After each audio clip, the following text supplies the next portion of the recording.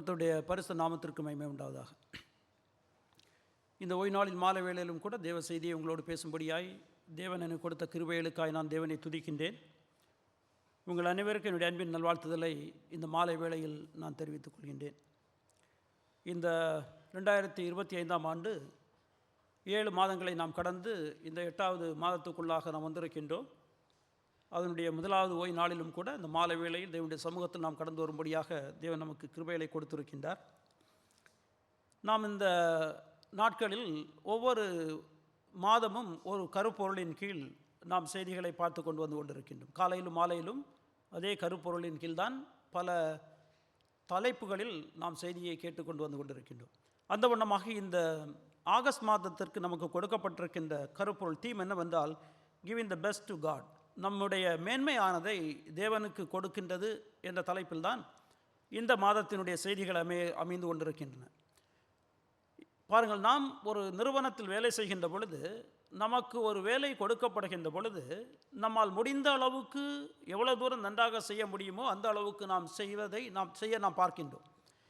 அதேபோல்தான் நம்முடைய தேவனை நாம் பார்க்கின்ற பொழுது, நம்முடைய தேவன் நம்மை படைத்து வழிநடத்துகின்ற தேவனாக இருக்கின்றபடியினால் அவருக்கு நாம் செய்கின்றது நம்முடைய மேன்மையானதை, சிறந்ததை நாம் தேவனுக்கு கொடுக்க வேண்டும் என்று சொல்லிக்கொண்டு நாம் பார்க்கிறோம். அதுதான் இந்த தீமினுடைய அடிப்படை. அதனுடைய அடிப்படையில் தான் இன்றைக்கு காலையில் the priority of loving him, அவருடைய கர்த்தரை நேசிக்கும் முன்னுரிமை என்ற தலைப்பில் இன்றைக்கு காலையில் போதகர் நம்மோடு பேசினார். நம்முடைய நேசம், நாம் தேவனை இடத்தில் அன்பு செலுத்துகின்றது எப்படி இருக்க வேண்டும்? ஏனென்றால் அவர்தான் நம்மை படைத்து, நம்மை வழிநடத்தி, நம்மை ரட்சித்து அவருடைய பிள்ளையாக அவர் வழிநடத்தி வந்து கொண்டிருக்கின்றார். எனவே நாம் நம்முடைய நேசமானது, அவரை நாம் நேசிக்கின்றது நம்முடைய உள்ளான மனிதன் மாத்திரம், நம்முடைய முழு மனிதனோடும் நாம் அவரை நேசிக்க வேண்டும் என்று சொல்லிக்கொண்டு நாம் பார்த்தோம். அப்படி என்றால் நாம் என்ன செய்ய வேண்டுமே என்றால், நம்முடைய சிறப்பான நேரத்தை, நம்முடைய தாளந்தை, நம்முடைய சிறப்பான நம்முடைய பொருட்களை நாம் தேவனுக்கு கொடுத்து நாம் நேசிக்க வேண்டும். நம்முடைய நேசமானது, அன்பானது செயலில் இருக்க வேண்டும் என்று சொல்லிக்கொண்டு நாம் பார்த்தோம். இன்றைக்கு இந்த மாலை வேளையிலே 2வது செய்தியாக, இந்த கருப்பொருளின் கீழ் 2வது செய்தியாக following the example of Christ என்று சொல்லிக்கொண்டு கிறிஸ்துவின் மாதிரியை பின்பற்றுதல் என்ற தலைப்பில் தான் நாம் செய்தியை நாம் பார்க்க இருக்கின்றோம். நம்முடைய வாழ்க்கையானது, நம்முடைய செயல்களானது எப்படி இருக்க வேண்டும்? நம்முடைய நேசத்தை குறித்து, நாம் நேசிப்பதை நாம் பார்த்திருக்கின்றோம் காலையில். இப்பொழுது நம்முடைய செயல்கள், அவருடைய பிள்ளைகளாக இருக்கின்ற நம்முடைய செயல்பாடுகள் எப்படி இருக்க வேண்டும் என்று தான் பார்க்க இருக்கின்றோம். நம்முடைய செயல்பாடுகள் ஆண்டவராய் இயேசு கிறிஸ்துவுடைய முன்மாதிரியை வைத்து இருக்க வேண்டும் என்று சொல்லிக்கொண்டு தான் இன்றைக்குள்ள தலைப்பானது இருக்கின்றது. அப்போஸ்தலனாகிய பவுல் இந்த பிலிப்பி திருச்சபைக்கு எழுதுகின்ற பொழுது ஒரு சில காரியத்தை அங்கு அவர் எழுதுகின்றார். இந்த பிலிப்பி திருச்சபையை நாம் வேதத்தில் பார்க்கின்ற பொழுது ஒரு நல்ல ஒரு திருச்சபை. அப்போஸ்தலனாகிய பவுல் தான் முதலாவது பிலிப்பி பட்டணத்திற்கு தேவனுடைய வார்த்தையை அவர் எடுத்துச் செல்கின்றார். அப்போஸ்தலர் 16ஆம் அதிகாரத்தை நாம் வாசிப்போமே என்றால் அங்கே அதை பார்க்க முடியும். அவர் முதலாவதாக மேசிடோனியாவில் இருக்கின்ற ஒரு சிறந்த பட்டணமாகிய பிலிப்பி பட்டணத்திற்கு அவர் சொல்கின்றார். அவர் ஒரு தரிசனம் காண்கின்றார். எனவே அங்கே செல்கின்ற பொழுது அங்கு ஆற்றங்கரையில் ஜெபிக்கின்ற ஒரு சில பெண்மணிகளை அவர் பார்க்கின்றார். அதில் லீதியாள் என்று சொல்லக்கூடியதான ஒரு பெண்மணி ஆண்டவராய் இயேசு கிறிஸ்துவை அவளும் அவருடைய குடும்பத்தாரும் ஏற்றுக்கொள்கின்றார்கள். அவள் தான் முதலாவது இந்த பிலிப்பி பட்டணத்தில் கிறிஸ்தவளாக மாறுகின்றவள்.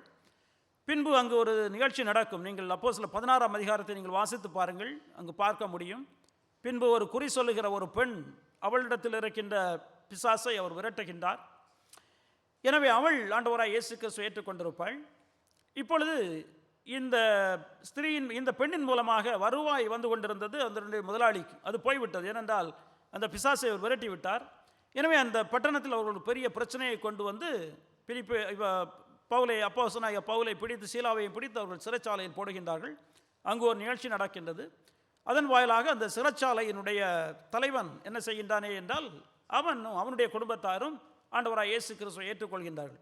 இதுதான் நமக்கு வேதத்தில் அந்த திருச்சபையை பற்றி அப்போஸ்தலர் 16ஆம் அதிகாரத்தில் கொடுக்கப்பட்டிருக்கு. எனவே அப்போஸ்தலனாகிய பவுலின் மூலமாக இந்த செய்தியானது அங்கு சொல்கின்றது. சென்று அங்கு ஒரு சில மக்கள் ஆண்டவராய் இயேசு கிறிஸ்துவை ஏற்றுக்கொண்டு பின்பு அந்த திருச்சபை ஒரு சிறந்த திருச்சபையாக இருக்கும் என்று நாம் எண்ணுகின்றோம் அவருடைய நடவடிக்கைகளை பார்க்கின்ற பொழுது.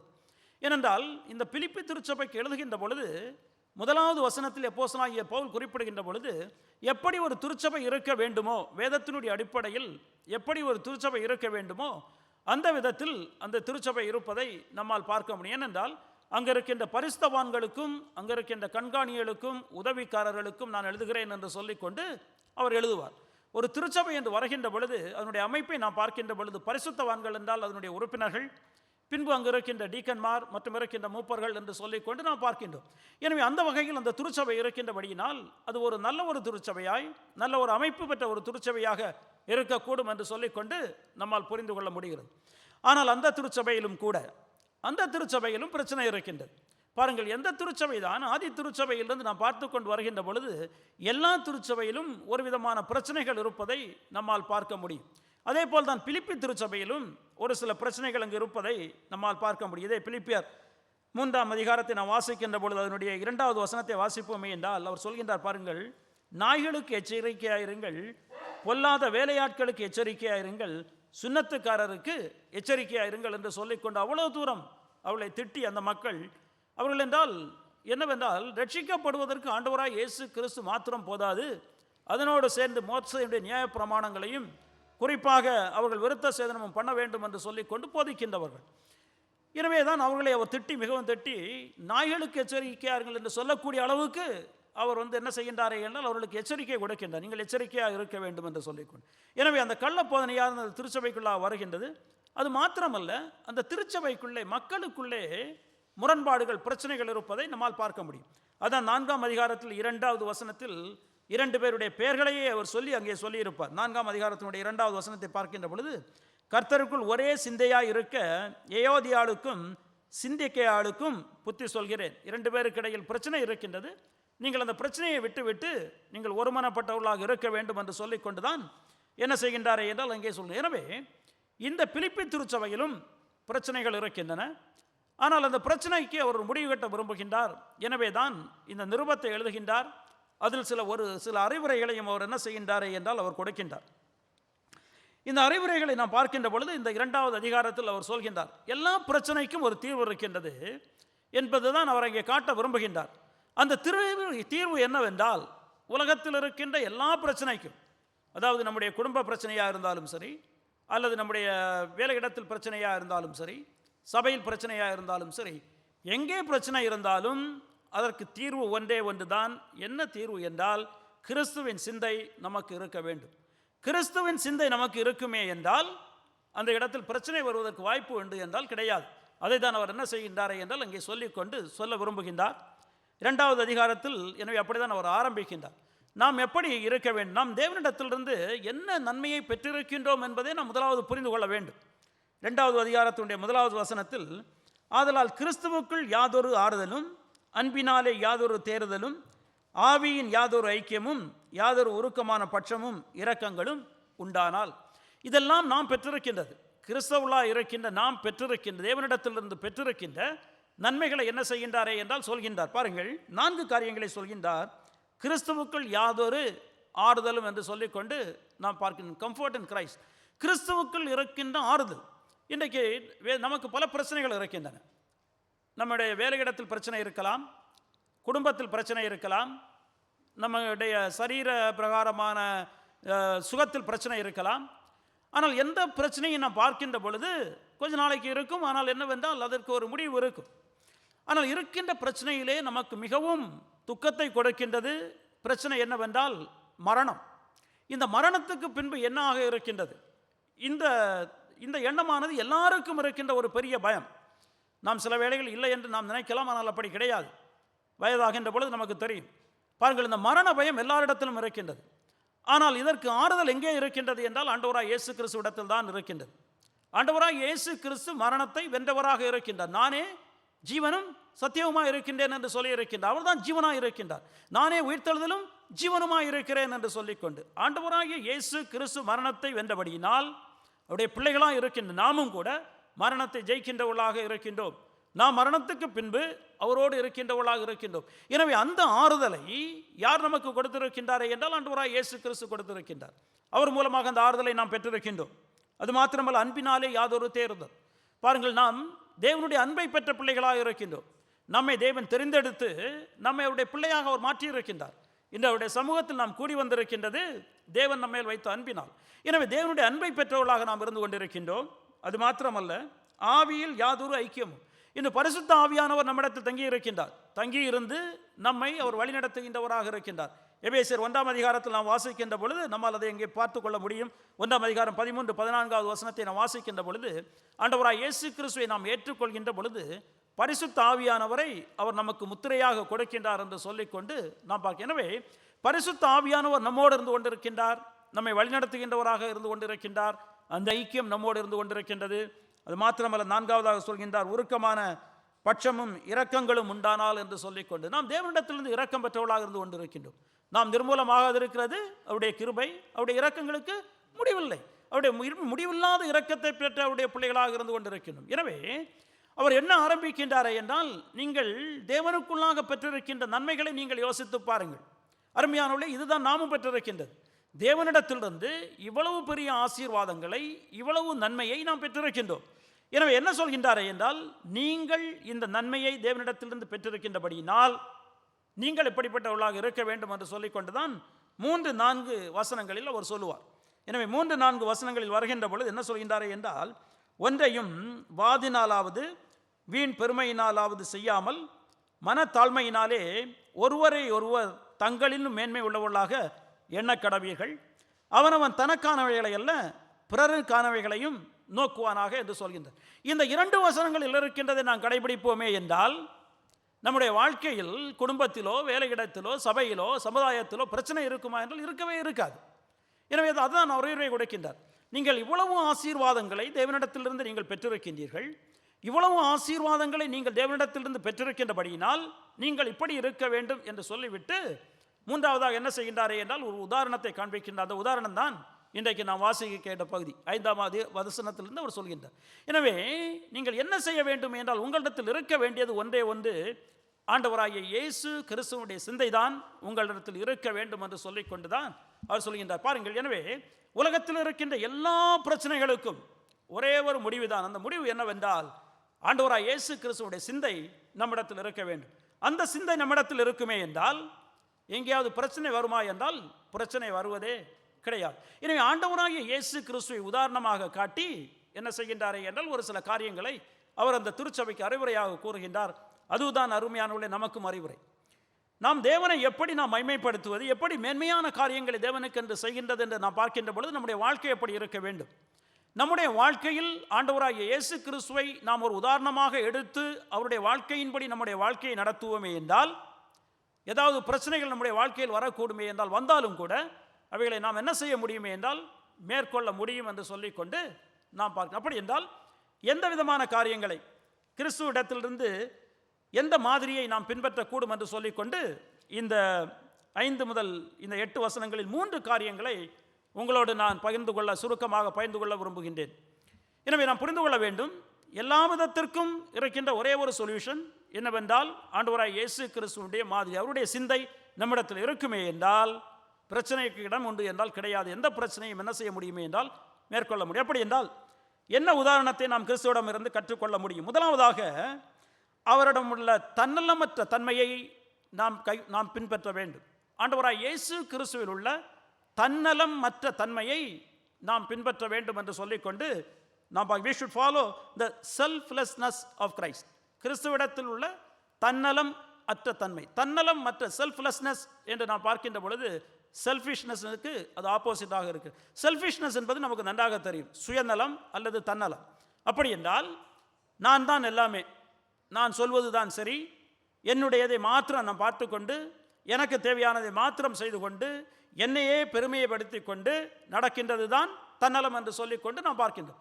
இந்த தன்னலம் தான் ஏராளமான பிரச்சனைகளுக்கு காரணம். இந்த தன்னலம் இல்லை என்று சொல்லிக்கொண்டு, செல்ஃபிஷ்னஸ் இல்லை என்று சொல்லிக்கொண்டு யாருமே சொல்ல முடியாது. ஏனென்றால் இது நம்மோடு ஊரின ஒன்று, ஆதாமில் பிறந்த நம்ம ஒவ்வொருவருக்குள்ளும் இருக்கின்ற ஒன்று. என்னை பற்றியே நினைக்கின்றது, என்னை பற்றி பெருமைப்படுத்துகின்றது நம்மிடத்தில் இருக்கின்ற ஒன்றாக இருக்கின்றது என்று சொல்லிக்கொண்டு நாம் பார்க்கின்றோம். இங்கே அப்போஸ்தலனாகிய பவுல் ஆண்டவராகிய இயேசு கிறிஸ்துவை உதாரணமாக காட்டிக்கொண்டு அவரிடத்தில் இருக்கின்ற தன்னலமற்ற தன்மையை அவர் அங்கு காண்பிக்கின்றார். அதான் 6வது வசனம். அவர் தேவனுடைய ரூபமாயிருந்தும் தேவனுக்கு சமமாய் இருப்பதை கொள்ளையாடின பொருளாக எண்ணாமல் என்று சொல்லிக்கொண்டு அவர் ஆரம்பிக்கின்றார். பாருங்கள் அருமையானவர்களே, இந்த தன்னலம் என்று நாம் வருகின்ற பொழுது, அப்படி என்றால் மற்றவர்களை குறித்து நாம் எந்த விதத்திலும் கவலைப்படாமல் நமக்கு என்று எல்லாமே நமக்கு என்று சொல்லிக்கொண்டு நம்மையே நோக்கி பார்த்து செய்கின்றது தான் தன்னலம். இதை வேதத்தில் பார்க்க முடியுமா என்றால் பார்க்க முடியும். நாம் 1 கொரிந்தியர் 11ஆம் அதிகாரத்தை வாசிப்போமே என்றால் 1 கொரிந்தியர் 11ஆம் அதிகாரம் ஒவ்வொரு முதல் ஞாயிற்றுக்கிழமையிலும் போதகர் நமக்கு வாசிக்கின்ற ஒரு பகுதி திருவிருந்திற்காக. அதற்கு முன்பாக எதற்காக அந்த பகுதியை அவர் அங்கே சொல்கின்றார் என்றால் அங்கு ஒரு பிரச்சனை இருக்கின்றது. 1 கொரிந்தியர் 11ஆம் அதிகாரத்தில் 20 முதல் 22 வசனங்களை யாராவது எனக்காக வாசியுங்கள். 1 கொரிந்தியர் 11ஆம் அதிகாரம் 20 முதல் 22 வசனங்கள். நீங்கள் ஒரு இடத்தில் கூடி வரும்பொழுது அவனவன் தன் சொந்த போஜனத்தை முந்தி சாப்பிடுகிறான். ஒருவன் பசியா இருக்கிறான், ஒருவன் வெறியா இருக்கிறான். இப்படி செய்வது கர்த்தருடைய ராப்போஜனம் பண்ணுவதல்லவே? வீடுகள் இல்லையா? அசட்டை பண்ணி இல்லாதவர்களை வெட்கப்படுத்துகிறீர்களா? என்ன சொல்வேன்? போதும் பாருங்கள், அவர் என்ன சொல்கின்றார்கள். என்ன நடக்கிறது என்றால் அவர்கள் அன்பின் விருந்து கொண்டாடுகின்றார்கள். அன்பின் விருந்து என்றால் பாட்லக் என்று இன்றைக்கு கூட நாம் சில சபைகளில் செய்வதுண்டு. அதாவது ஒவ்வொருவரும் அவர்களுக்கு தகுந்த அளவில் ஒரு உணவை சமைத்து கொண்டு வந்து பின்பு அவைகளை வைத்துக்கொண்டு எல்லாருமே பகிர்ந்து எல்லாரும் சாப்பிடுகின்றது தான் அந்த அன்பின் விருந்து. அது அங்கே அந்த திருச்சபையில் நடக்கின்ற அவர்கள் அந்த நாட்களில் இந்த ராப்போஜனத்துக்கு முன்பாக அதை செய்து அவர்கள் செய்வார்கள். இப்பொழுது என்ன நடக்கிறது என்றால் அங்கு சில மக்கள் கொண்டு வந்து அவர்கள் என்ன செய்கின்றார்கள் என்றால் தாங்களாக தங்களுடைய சாப்பாட்டை அவர்கள் சாப்பிட விடுகின்றார்கள். இப்பொழுது மற்ற மக்கள் என்ன செய்கின்றார்கள்? அவர்களுக்கு சாப்பாடு உணவு இல்லை. பாருங்கள், அவர்கள் தன்னலத்தையே பார்க்கின்றார்கள். எங்களுக்கு வேண்டும், எங்களுக்கு தேவை என்று சொல்லிக்கொண்டு தாங்களாக கொண்டு வந்து அவர்கள் சாப்பிடுகின்றார். அதைத்தான் அவர் இங்கே சுட்டி காட்டுகின்றார். இதுதான் தன்னலம். எனவே வேதத்தில் நம்ம பார்க்கின்ற பொழுது கூட இந்த கொரிந்து திருச்சபையில் அது இருப்பதை நம்மால் பார்க்க எல்லா இடத்திலும் பார்க்க முடியும். எனவே என்ன இருக்க வேண்டுமே என்றால் நம்மிடத்தில் கிறிஸ்துவின் தன்மை இருக்க வேண்டும். அந்த கிறிஸ்துவின் தன்னலமற்ற தன்மை நம்மிடத்தில் இருக்க வேண்டும் என்று சொல்லிக் கொண்டுதான் அவர் என்ன செய்கின்றாரே என்றால் பல இங்கே சொல்வதை நம்மால் பார்க்க வேண்டும். அப்படி என்றால் இதற்கு முன்பாக இந்த இங்கே சொல்கின்ற பொழுது கூட 3வது வசனத்தை நான் வாசிக்கின்ற பொழுது பாருங்கள், 3வது வசனம், ஒன்றையும் வாதினாலாவது வீண் பெருமையினாலாவது செய்யாமல் மனத்தாழ்மையினாலே செய்ய வேண்டும் என்று சொல்கின்றார். 4வது வசனத்தில் சொல்கின்றார், அவனவன் தனக்கானவைகளை அல்ல பிறருக்கானவைகளை நோக்குவானாக என்று சொல்லிக்கொண்டு அவர் சொல்கிறார். பாருங்கள், நீங்கள் என்ன செய்ய வேண்டுமே என்றால் நீங்கள் உங்களுக்குரியதை மாத்திரம் நீங்கள் பார்க்கக்கூடாது, நீங்கள் மற்றவர்களுக்குரியதையும் நீங்கள் பார்க்க வேண்டும். நீங்கள் ஒன்றையும் வீண் வம்பினால் நீங்கள் செய்யக்கூடாது, மனத்தாழ்மையாக இருக்க வேண்டும் என்று சொல்லிக்கொண்டுதான் அங்கு அறிவுரை கொடுக்கின்றார். இது ஒரு பெரிய பிரச்சனை. என்ன பிரச்சனை என்றால் சில நேரங்களில் சில காரியங்களை நாம் செய்கின்ற பொழுது நான் சொல்வதுதான் சரி, என்னுடைய இஷ்டப்படி தான் செய்ய வேண்டும் என்று சொல்லிக்கொண்டு நம்முடைய உள்ளான மனதின்படி நாம் சில காரியங்களை நாம் செய்யக்கூடும். அது இருக்கக்கூடாது என்று சொல்லிக்கொண்டு தான் அவர் என்ன செய்கின்றாரே என்றால் ஆண்டவராய் இயேசு கிறிஸ்துவை உதாரணம் காட்டுகின்றார். ஆண்டவராய் இயேசு கிறிஸ்து யார்? அதான் 6வது வசனத்தில் சொல்கின்றார், அவர் தேவனுடைய ரூபமாக இருந்தும். அவர் யார் என்றால் அவர் தேவன். ஆண்டவராகிய இயேசு கிறிஸ்து இந்த உலகத்தை படைத்து இந்த உலகத்தை வழிநடத்துகின்ற தேவன். இன்றைக்கு இந்த உலகத்தை யார்தான் தாங்கிக் கொண்டு வழிநடத்தி கொண்டிருக்கின்றாரே என்றால் ஆண்டவராகிய இயேசு கிறிஸ்து. அவர் திரித்துவத்தினுடைய ஒரு நபராக இருக்கின்றார். நாம் வேதத்தில் வாசிக்கின்ற பொழுது யோவான் 1ஆம் அதிகாரம் 1 முதல் 3 வசனங்களை நாம் வாசிக்கின்ற பொழுது படைப்பெல்லாம் யாரால் தான் படைக்கப்பட்டது? ஆண்டவராய் இயேசு கிறிஸ்து தான் படைக்கப்பட்டது. இன்றைக்கு காணப்படுகின்ற எல்லாமே அவரால் படைக்கப்பட்டது. நம் கொலோசியரில் நம்மால் வாசிக்க முடியும். 1ஆம் அதிகாரம் 15 முதல் 18 வசனங்கள். எபிரேயருக்கு எழுதின நிருபம் 1ஆம் அதிகாரம் 1 முதல் 3 வசனங்களை வாசிக்கின்ற பொழுது நம்மால் பார்க்க முடியும். எபிரேயர் 1ஆம் அதிகாரம் 1 முதல் 3 வசனங்களை நான் உங்களுக்கு வாசிக்கின்றேன். எபிரேயர் 1ஆம் அதிகாரம் 1 முதல் 3 வசனங்கள் பாருங்கள், வேதம் எப்படி சொல்கின்றது. 2-3 வாசிக்கின்றேன். இந்த கடைசி நாட்களில் குமாரன் மூலமாய் நமக்கு திருவுளம் பற்றினார். ஆண்டவராய் இயேசு கிறிஸ்து மூலமாய் இவரை சர்வத்துக்கும் சுதந்திரவாளியாக நியமித்தார். இவரை கொண்டு உலகங்களையும் உண்டாக்கினார். இந்த உலகத்தை படைத்தது யார்? ஆண்டவராய் இயேசு கிறிஸ்து. இவர் அவருடைய மகிமையின் பிரகாசமும் அவருடைய தன்மையின் சொரூபமாயிருந்து சர்வத்தையும் தம்முடைய வல்லமையுள்ள வசனத்தினாலே தாங்குகிறவராய் தம்மாலே தாமே நம்முடைய பாவங்களை நீக்கும் சுத்திகரிப்பை உண்டு பண்ணி உன்னதத்தில் உள்ள மகத்துவமானவருடைய வலது பார்சத்திலே உட்கார்ந்தார். ஆண்டவராகிய இயேசு கிறிஸ்து யார் என்று நாம் பார்க்கின்றோம். இந்த உலகத்தை படைத்து இந்த உலகத்தை தன்னுடைய வார்த்தையினால் வழிநடத்துகின்றவர். அப்படி என்றால் நீங்கள் யோசித்து பாருங்கள், தன்னுடைய வார்த்தையினால் இந்த உலகத்தை படைத்து தன்னுடைய வார்த்தையினால் இந்த உலகத்தை நடத்தி கொண்டு வந்து கொண்டிருக்கின்றவர். நாம் சில வேளைகளில் அவருடைய வாழ்க்கையை நாம் பார்க்கின்ற பொழுது நம்மால் பார்க்க முடியும். கடலையும் காற்றையும் பார்த்து அமர்ந்து என்று சொல்கின்ற பொழுது அது அமர்கின்றது. லாசரு 4 நாள் அவர் மரித்து கல்லறையில் இருக்கின்றான், வெளியே வா என்று அழைக்கின்றார். இப்படி எல்லாவற்றையும் படைத்த தேவன், அது மாத்திரமல்ல எல்லாமே அவருடைய கட்டுப்பாட்டுக்கு கீழ் இருக்கின்றது, எல்லாமே அவருக்கு சொந்தமாக இருக்கின்றது. அவர் உன்னதங்களில் பரிசுத்தர் பரிசுத்தர் பரிசுத்தர் என்று ஓயாமல் போற்றப்படுகின்ற தேவனாக இருக்கின்றார். அவரை குறித்து நாம் வேதத்தில் நம்மால் பார்க்கின்ற பொழுது பல இடங்களில் நம்மால் பார்க்க முடியும். அப்படிப்பட்ட தேவன் ஆண்டவராய் இயேசு கிறிஸ்து என்ன செய்கின்றாரே என்றால், அவர் தன்னை பற்றி நினைத்தாரா என்றால் கிடையாது. அவர் யாரை பற்றி நினைக்கின்றாரே என்றால், அவர் படைத்த மனுக்குலத்தை நோக்கி பார்க்கின்றார். எனவேதான் நம்மை மீட்கும்படியாக அவர் என்ன செய்தாரே என்றால், தனக்கு இருந்த அனைத்து காரியங்களையும் விட்டுவிட்டு அவர் நம்மை நோக்கி பார்க்கிறார் என்று சொல்லிக்கொண்டு நாம் பார்க்கின்றோம். ஆண்டவராகிய இயேசு கிறிஸ்து தன்னுடைய நிலைமையை நினைத்து தன்னை மாத்திரம் நோக்கி பார்த்திருப்பார்களே என்றால், அருமையானவர்களே, இன்று உங்களுக்கும் எனக்கும் மீட்பு உண்டு என்றால் கிடையவே கிடையாது. நாம் ஏன் மீட்கப்பட்டவர்களாக இருக்கின்றோமே என்றால், ஆண்டவராகிய இயேசு கிறிஸ்து தன்னுடைய நிலைமையை அவர் பாராமல் அவர் என்ன செய்தாரே என்றால், நம்மை அவர் நோக்கி பார்த்தவராக இருக்கின்றார். நம்மை நோக்கி பார்த்தபடியினால்தான் நம்மை மீட்கும்படியாக என்ன செய்கின்றாரே என்றால், இந்த உலகத்திற்கு அவர் வருகின்றவராக இருக்கின்றார் என்று சொல்லிக்கொண்டு நாம் பார்க்க வேண்டும். எனவே அருமையானவர்களே, ஆண்டவராக இயேசு கிறிஸ்துவுடைய உதாரணத்தை காட்டி அவரிடத்தில் இருந்த அந்த தன்னலமற்ற தன்மை நம்மிடத்திலும் இருக்க வேண்டும் என்று சொல்லிக்கொண்டு முதலாவதாக என்ன செய்கின்றாரே என்றால் அந்த அறிவுரையை அவர் கொடுக்கின்றார். அப்படி என்றால் நாம் எதை செய்தாலும் நமக்கு என்று அல்லது எனக்கு என்று சொல்லிக்கொண்டு நாம் செய்யாமல், மற்றவர்களையும் நாம் என்ன செய்ய வேண்டும் என்றால் அவர்களையும் நாம் நோக்கி பார்க்க வேண்டும், அவர்களுக்கு செய்ய வேண்டியதை நாம் செய்ய வேண்டும் என்று சொல்லிக்கொண்டு நாம் புரிந்து கொள்ள வேண்டும். வேதத்தில் நம்மால் பல உதாரணங்களை நம்மால் பார்க்க முடியும். ஒரு இடத்தை நான் உங்களுக்கு காண்பிக்கின்றேன். ஆதியாகமத்தில் நம்ம வாசிக்கின்ற பொழுது தேவன் ஆபிரகாமை அழைத்து வருகின்றார். ஆபிரகாமை ஊர் என்று சொல்லக்கூடியதான இடத்திலிருந்து அவன் வாக்குத்தத்தம் கொடுத்த கானானுக்கு அழைத்து வருகின்றார். அழைத்து வருகின்ற பொழுது அவரோடு கூட வருகின்றார். யார் வருகின்றார் என்றால் அவருடைய சகோதரனுடைய மகனாகிய லோத்து வருகின்றார். இவர்கள் வந்து கானான் தேசத்துக்குள்ளாக வருகின்றார்கள். கானான் தேசத்துக்குள்ளாக தேவன் அவர்களை ஆசீர்வதித்திருக்கின்றார். இவர்கள் 2 பேருமே பலுகி பெருகி அவர்களுக்கு ஏராளமான ஆடுகள் மாடுகள் ஏராளமான செல்வம் இருக்கின்றது. இப்பொழுது அவர்கள் என்ன செய்கின்றார்கள் என்றால் பிரிகிறார்கள். ஏனென்றால் 2 பேர் ஒன்றாக இருந்தால் அவருடைய மேய்ப்பர்களுக்கு இடையில் வாக்குவாதம் வருகின்றது. எனவே அவர்கள் பிரிந்து செல்வதற்காக முடிவெடுத்து விட்டார்கள். இப்பொழுது பாருங்கள், ஆபிரகாமுடைய சகோதரனுடைய மகன்தான் லோத்து. ஆனால் இப்பொழுது ஆபிரகாம் என்ன செய்கின்றாரே என்றால், ஆபிரகாம் தன்னை நோக்கி பார்க்கவில்லை, தன்னை மாத்திரம் யோசித்திருப்பாரே என்றால் லோத்து இடத்தில் என்ன சொல்லியிருப்பார்? இந்த இடத்தை எல்லாம் நான் வைத்துக் கொள்ளுகின்றேன், நீ அந்த இடத்தை எடுத்துக்கொள் என்று சொல்லியிருப்பார். லோத்து கேட்டிருப்பார். ஆனால் ஆபிரகாம் அப்படி சொல்லவில்லை. ஆபிரகாம் லோத்துவினிடத்தில் என்ன சொல்கின்றாரே என்றால், இந்த நிலமெல்லாம் உனக்கு முன்பாக இருக்கின்றது லோத்துவே, உனக்கு எந்த பகுதி வேண்டுமோ அதை நீ என்ன செய்து என்றால் நீ எடுத்து கொள் என்று சொல்லிக்கொண்டு சொல்வதை நம்மால் வாசிக்க முடியும். ஆதியாகமம் 13ஆம் அதிகாரம். லோத்து என்ன செய்கின்றாரே என்றால் பார்க்கின்றார்.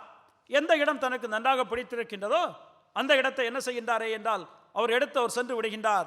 இப்பொழுது அவர்களுடைய பிரச்சனை இருக்கிறதா என்றால் கிடையாது. அதே நேரத்தில் யோசித்து பாருங்கள், ஒருவேளை ஆபிரகாம் அதை செய்யாமல் நான் இந்த இடத்தை எடுத்துக்கொள்கிறேன் என்று அவர் சொல்லியிருப்பாரே என்றால் அது லோத்துவுக்கு சில வேளைகள் என்ன செய்திருக்கலாம், அது அவருக்கு பிடிக்காமல் கூட போயிருக்கலாம். ஆனால் ஆபிரகாம் அப்படி செய்யவில்லை. இதே தான் நம்மிடத்திலும் இருக்க வேண்டும். எப்படி ஆண்டவராகிய இயேசு கிறிஸ்து தன்னுடைய நிலைமையை அவர் எண்ணி பார்க்காமல் மற்றவர்கள் அவர் படைத்த மக்களாகிய நம்முடைய நிலைமையை எண்ணி பார்த்து நம்மை மீட்பதற்காக வந்தாரோ, அதே போல்தான் அவருடைய பிள்ளைகளாக இருக்கின்ற நாமும் கூட நாம் நம்மை நோக்கி பார்க்காமல் நாம் மற்றவர்களை நோக்கி பார்த்து எல்லாருக்கும் வசதியாக இருக்கின்ற காரியத்தை நாம் என்ன செய்ய வேண்டும் என்றால் செய்கின்றவர்களாக இருக்க வேண்டும் என்று சொல்லிக்கொண்டு நாம் பார்க்கின்றோம். எடுத்தவர்கள் எனக்காக வாசியுங்கள். ரோமர் 15ஆம் அதிகாரம் 1 முதல் 3 வசனங்கள். ரோமர் 15ஆம் அதிகாரத்தில் நாம் 1 முதல் 3 வசனங்களை நாம் வாசிக்கின்ற பொழுது அங்கு ஒன்று காரியம் நமக்கு சொல்லப்பட்டிருக்கின்றது. நான் உங்களுக்கு வாசிக்கின்றேன். ரோமர் 15 1 முதல் 3. அன்றியும் பலமுள்ளவர்களாகிய நாம் நமக்கே பிரியமாய் நடமாமல் பலவீனருடைய பலவீனங்களை தாங்க வேண்டும். நம்மில் ஒவ்வொருவனும் பிறனுடைய பக்தி விருத்திக்கு ஏதுவான நன்மை உண்டாகும்படி அவனுக்கு பிரியமாய் நடக்க கடவன். கிறிஸ்துவும் தமக்கே பிரியமாய் நடவாமல் உம்மை நிந்திக்கிறவருடைய நிந்தைகள் என்று எழுதியிருக்கிறபடி நடந்தார். பாருங்கள், கிறிஸ்து தனக்கு பிரியமாய் நடவாமல், தான் எந்த நிலைமையில் இருந்தாரோ அதை நோக்கி பார்க்காமல் நம்மை நோக்கி பார்த்து என்ன செய்திருக்கின்றாரே என்றால் நமக்காக அவர் வந்திருக்கின்றார். அதே போல்தான் நாமும் கூட நம்மை நோக்கி பார்க்காமல் நம்முடைய சகோதரர்கள் ஒவ்வொருவரையும் நோக்கி பார்த்து அவர்களுக்கு எது பக்தி விருத்திக்கு எதுவாக இருக்குமோ, அவர்களுக்கு எது வசதியாக இருக்குமோ அதை நாம் என்ன செய்ய வேண்டுமே என்றால் நாம் செய்ய வேண்டும் என்று சொல்லிக்கொண்டு நாம் பார்க்கிறேன். அருமையானவர்களே, என்னுடைய முதலாவது கருத்தை முடிக்கின்றேன். அப்போஸ்தலனாகிய பவுல் அறிவுரை கொடுக்கின்ற பொழுது முதலாவது என்ன செய்கின்றாரே என்றால், முதலாவது குணாதிசயம் நம்மிடத்தில் என்ன இருக்க வேண்டும், கிறிஸ்துவிடத்தில் நாம் என்ன கற்றுக்கொள்ள வேண்டுமே என்றால், அவர் எப்படி தன்னலமற்றவராய் தன்னையே நோக்கி பார்க்காமல் மக்களை நோக்கி பார்த்தாரோ, அதே போல் நாம் ஒவ்வொருவரும் கூட அவருடைய பிள்ளைகளாக இருக்கின்ற நாம், அவரிடத்திலிருந்து அனைத்து ஆசீர்வாதங்களையும் பெற்றிருக்கின்ற நாம், நம்மையே மாத்திரம் நோக்கி பார்க்காமல் நாம் பிறருடைய நன்மைகளை நாம் நோக்கி பார்த்து நாம் எல்லா காரியத்தையும் நாம் செய்ய வேண்டும். யோசித்து பாருங்கள், இப்படி ஒரு சபை இருக்குமே என்றால் எப்படி இருக்கும் என்று சொல்லிக்கொண்டு ஒவ்வொருவரும் தங்களுடைய காரியங்களை மாத்திரம் நோக்காமல் மற்ற எல்லாருடைய காரியங்களை நோக்கி செய்வார்களே என்றால் அந்த சபையில் அதிகமான பிரச்சனைகள், அல்லது குடும்பமாக இருக்கலாம் அல்லது வேலையிடமாக இருக்கலாம், பிரச்சனை வருவதற்கு வாய்ப்பு உண்டு என்றால் மிகவும் மிகவும் குறைவு. எனவே இந்த கிறிஸ்துவில் தன்னலமற்ற தன்மை எப்படி இருந்ததோ அதை நாம் ஒரு உதாரணமாக எடுத்துக்கொண்டு நம்முடைய வாழ்க்கையிலும் அவருடைய பிள்ளைகளாக இருக்கின்ற நாம் தன்னலமற்றவர்களாக வாழ்வதற்கு நாம் கற்றுக்கொள்ள வேண்டும் என்று சொல்லிக்கொண்டு நாம் பார்க்கின்றோம். அடுத்து இரண்டாவதாக 7வது வசனம், தம்மை தாமே வெறுமையாக்கி அடிமையின் ரூபம் எடுத்து மனுஷர் சாயலானார் என்று சொல்லிக்கொண்டு நாம் பார்க்கிறோம். அப்படி என்றால் கிறிஸ்துவிடத்தில் இருந்த மனத்தாழ்மை நம்மிடத்தில் இருக்க வேண்டும். இதுதான் இரண்டாவது கருத்து. எப்படி கிறிஸ்துவிடத்தில் இந்த மனத்தாழ்மை இருந்ததோ அந்த மனத்தாழ்மை நம்மிடத்திலும் இருக்க வேண்டும் என்று சொல்லிக்கொண்டு நாம் பார்க்கின்றோம். we should follow the loneliness of Christ என்று சொல்லிக்கொண்டு நாம் அவரிடத்தில் அந்த மனத்தாழ்மை இருந்ததை நாம் என்ன செய்கின்றோமே என்றால் நாம் பார்க்கின்றோம். இந்த இரண்டாவது வசனத்துடைய மூன்றாவது வசனத்துடைய பின்பகுதியை நாம் பார்க்கின்ற பொழுது, வாதினாலாவது வீண் பெருமையினாலாவது செய்யாமல் மனத்தாழ்மையினாலே ஒருவரை ஒருவர் தங்களிலும் மேன்மை உள்ளவர்களாக எண்ண வேண்டும் என்று சொல்லிக்கொண்டு நாம், அப்படி என்றால் நாம் ஒவ்வொருவரும் என்ன செய்ய வேண்டுமே என்றால் மற்ற எல்லாரையும் நம்மளை விட மேன்மை உள்ளவர்களாக நாம் எண்ண வேண்டும். பாருங்கள் அருமையானவர்களே, ஒருவேளை உதாரணத்துக்கு சொல்கின்றேன். ஒரு கம்பெனியிலுடைய முதலாளி இருக்கின்றார் என்று வைத்துக் கொள்ளுங்கள், அந்த கம்பெனியில் வேலை செய்கின்ற ஒருவர் இருக்கின்றார் என்று வைத்துக் கொள்ளுங்கள். பொதுவாக ஒரு சூழ்நிலையில் நாம் இருக்கின்ற பொழுது நம்முடைய பொதுவான எண்ணம் என்னவென்றால், ஒரு வேலை செய்ய வேண்டுமே என்றால் அதை முதலாளி செய்வாரா, அவரிடத்தில் வேலை செய்கின்றவர் செய்வாரா என்றால் வேலை செய்கின்றவர் தான் செய்வார். அதுதான் பொதுவான தொழில், நாம் பொதுவாக செய்கின்றது. ஆனால் என்ன அறிவுரை கொடுக்கின்றாரே என்றால், நீங்கள் ஒவ்வொருவரும் அடுத்தவரை நீங்கள் என்ன செய்ய வேண்டும், உங்களிலும் மேன்மை உள்ளவராக எண்ண வேண்டும். அப்படி என்றால் அந்த வேலை செய்கின்றவர் முதலாளியை மேன்மை உள்ளவராக எண்ண வேண்டும், அந்த முதலாளி என்ன செய்ய வேண்டும், வேலை செய்கின்றவரை மேன்மை உள்ளவராக எண்ண வேண்டும். இப்படி ஒவ்வொருவரும் மற்றவர்களை தங்களிலும் மேன்மை உள்ளவர்களாக எண்ண வேண்டும். அதுதான் கிறிஸ்துவிடத்தில் இருந்தது. கிறிஸ்து ஆண்டவராகிய இயேசு கிறிஸ்து என்ன செய்தாரே என்றால், 7வது வசனம் சொல்கின்றது, அவர் யார் என்று நாம் பார்த்திருக்கின்றோம். வேதத்தில் வாசிக்கின்ற பொழுது தேவனுடைய பெருமைகளை நம்மால் பல இடத்தில் வாசிக்க முடியும். எனக்காக ஒரே ஒரு பகுதியை வாசியுங்கள். 1 தீமோத்தேயு 6ஆம் அதிகாரம் 15வது வசனத்தினுடைய பின்பகுதியிலிருந்து 16வது வசனம். 1 தீமோத்தேயு 6ஆம் அதிகாரம், நான் எடுத்துக்கொள் நானே வாசிக்கின்றேன். 15ஆம் வசனத்தின் பின்பகுதியிலிருந்து நான் வாசிக்கின்றேன். அவரே நித்தியானமுள்ள ஏக சக்கராபதியும் ராஜாதி ராஜாவும் கர்த்தாதி கர்த்தாவும் ஒருவராய் சாவாமை உள்ளவரும் சேரக்கூடாத ஒளியில் வாசம் பண்ணுகிறவரும் மனுஷரில் ஒருவரும் கண்டிராதவரும் காணக்கூடாதவருமாய் இருக்கிறார். அவருக்கே கனமும் நித்திய மகிமையும் நித்திய வல்லமையும் உண்டாயிருப்பதாக. ஆமேன். தேவனை குறித்து சொல்கின்ற பொழுது இப்படி சொல்கின்றது. தேவன் எப்படிப்பட்டவர்? அவர் சாவாமை உள்ளவர், ஒருவரும் காணக்கூடாதவர், அந்த ஒளியில் வாசம் பண்ணுகின்ற தேவன். அந்த தேவன், அந்த திரித்துவ தேவனுடைய 2வது நபராகிய ஆண்டவராகிய இயேசு கிறிஸ்து என்ன செய்கின்றாரே என்றால் தன்னை தாழ்த்துகின்றார். எந்த அளவுக்கு தாழ்த்துகின்றார்? அடிமையின் ரூபம் எடுத்து தம்மைத்தாமே வெறுமையாக்கி அடிமையின் ரூபம் எடுத்து என்று சொல்லிக்கொண்டு நாம் பார்க்கிறோம். அருமையான யோசித்து பாருங்கள். நம்மால் யோசித்து பார்க்க முடிகின்றதா? இந்த உலகத்தை படைத்து, இந்த உலகத்தை தன்னுடைய வார்த்தையினால் படைத்து, தன்னுடைய வார்த்தையினால் இந்த உலகத்தை தாங்கிக் கொண்டிருக்கின்ற தேவன், அவர் செய்ய நினைத்தது எல்லாமே நடக்கும். அதை நடத்தி நிறுத்துவதற்கு ஒருவராலும் முடியாது. அந்த தேவன் என்ன செய்கின்றார் என்றால் தன்னை தாமே வறுமையாக்குகின்றார். எந்த அளவுக்கு என்றால் ஒரு அடிமையின் ரூபம் எடுத்து என்று சொல்லிக்கொண்டு நாம் பார்க்கின்றோம். தேவன் எல்லாவற்றையும், ஆண்டவராய் இயேசு கிறிஸ்து எல்லாவற்றையும் என்ன செய்கின்றார் என்றால் நமக்காக விட்டு வருகின்றார், நம்மை மேன்மைப்படுத்தும்படியாக. நாம் வாசிக்கின்ற பொழுது கூட 2 கொரிந்தியரில் வாசிப்போமே என்றால் 8ஆம் அதிகாரத்தினுடைய 9வது வசனத்தை நாம் வாசிக்கின்ற பொழுது, 2 கொரிந்தியர் 8ஆம் அதிகாரத்துடைய 9வது வசனத்தை நான் வாசிக்கின்ற பொழுது, எடுத்தவர்கள் எனக்கா வாசியுங்கள். 2 கொரிந்தியர் 8:9. நம்முடைய கர்த்தராகிய இயேசு கிறிஸ்துவின் கிருபையை அறிந்திருக்கிறீர்களே, அவர் ஐஸ்வர்யம் உள்ளவராயிருந்தும் நீங்கள் அவருடைய தரித்திரத்தினாலே ஐஸ்வர்யவான்கள் ஆகும் பொருட்டு உங்கள் நிமித்தம் தரித்திரரானாரே. ஆண்டவராய் இயேசு கிறிஸ்து எல்லாம் அவருக்கு சொந்தம், இந்த உலகமே அவருக்கு சொந்தம். ஆனால் என்ன செய்கின்றாரே என்றால் தரித்திரராகின்றார். எதற்காக? நானும் நீங்களும் ஐஸ்வர்யவான் ஆகும்படியாக, அவரை அறிகின்ற அறிவில் வளரும்படியாக, அவருடைய பிள்ளைகளாகும்படியாக அவர் என்ன செய்கின்றாரே என்றால் நமக்காக நம்மை போல் ஒரு மனுஷர், ஒரு நம்மை விட கேவலமாக ஒரு அடிமையின் ரூபம் எடுக்கின்றார். யோசித்து பாருங்கள் அருமையானவர்களே. ஆண்டவராய் இயேசு கிறிஸ்து மனுஷனாக வருகின்றார், மனுஷர் சாயலை தன்னோடு எடுக்கின்றார். எங்கே வந்து பிறக்கின்றார்? ஒரு ராஜ அரண்மனையில் பிறந்திருக்கலாம், அப்படி வாழ்ந்திருக்கலாம், ஆனால் கிடையாது. ஒரு மாட்டுத் தொழுவத்தில் வந்து பிறக்கின்றார், ஒரு ஏழை குடும்பத்தில் வந்து பிறக்கின்றார், அந்த குடும்பத்தினுடைய தொழிலை செய்து கொண்டிருக்கின்றார். தன்னுடைய வாழ்க்கையை நீங்கள், அவருடைய வாழ்க்கையை நீங்கள் யோசித்து பாருங்கள். அவர் பசியாக இருந்திருக்கின்றார், அழுதிருக்கின்றார், பலவிதமான காரியங்களை செய்திருக்கின்றார். ஏன் ஆண்டவராய் இயேசு கிறிஸ்து இவைகளை செய்ய வேண்டும்? இந்த கேள்வி நம்மிடத்தில் வரலாம். ஏன் இதை செய்ய வேண்டும் என்று சொல்லிக்கொண்டு, ஏன் இதை செய்ய வேண்டுமே என்றால், நீங்களும் நானும் என்ன அனுபவிக்கிறோமோ அதை அனுபவிக்கும்படியாக அவர் என்ன செய்திருக்கின்றாரே என்றால் இந்த உலகத்தில் வந்திருக்கின்றார். நாம் வாசிக்கின்ற பொழுது எபிரேயர் 4ஆம் அதிகாரத்தை வாசிப்போமே என்றால் 15வது வசனம் இப்படி சொல்லும். எபிரேயர் 4ஆம் அதிகாரத்தினுடைய 15வது வசனம் வாசிக்கின்றேன். நம்முடைய பலவீனங்களை குறித்து பரிதபிக்க கூடாத பிரதான ஆசாரியர் நமக்கிராமல் எல்லாவற்றிலும் நம்மை போல் சோதிக்கப்பட்டும் பாவம் இல்லாதவருமாய் இருக்கிற பிரதான ஆசாரியரே நமக்கு இருக்கிறார். பாருங்கள், நமக்கு ஒரு பிரதான ஆசாரியர் இருக்கிறார்.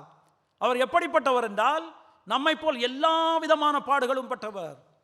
அப்படி என்றால் நமக்கு உலகத்தில் என்னெல்லாம் பிரச்சனைகள் உண்டோ அந்த பிரச்சனைகளுக்கு மேலான பிரச்சனைகளை யார் அனுபவித்திருக்கின்றார் என்றால் ஆண்டவராய் இயேசு கிறிஸ்து அனுபவித்திருக்கின்றார். அவர் எப்படிப்பட்டவர்?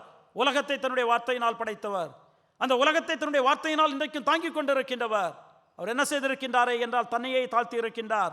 எந்த வரைக்கும் தாழ்த்தி இருக்கின்றாரே என்றால் அடிமையின் ரூபம் எடுத்து அவர் என்ன செய்திருக்கின்றாரே என்றால் அவர் வந்திருக்கின்றார். தன்னை தாமே வெறுமையாக்கி ஒன்றுமில்லாதவராக்கி. அப்படி என்றால் தேவனாக இருந்து கொண்டு, ஒரு உதாரணத்துக்கு நான் சொல்வேனே என்றால் பாருங்கள், ஒரு ரெஸ்டாரண்ட்டுடைய முதலாளி இருக்கின்றார் என்று வைத்துக் கொள்ளுங்கள்.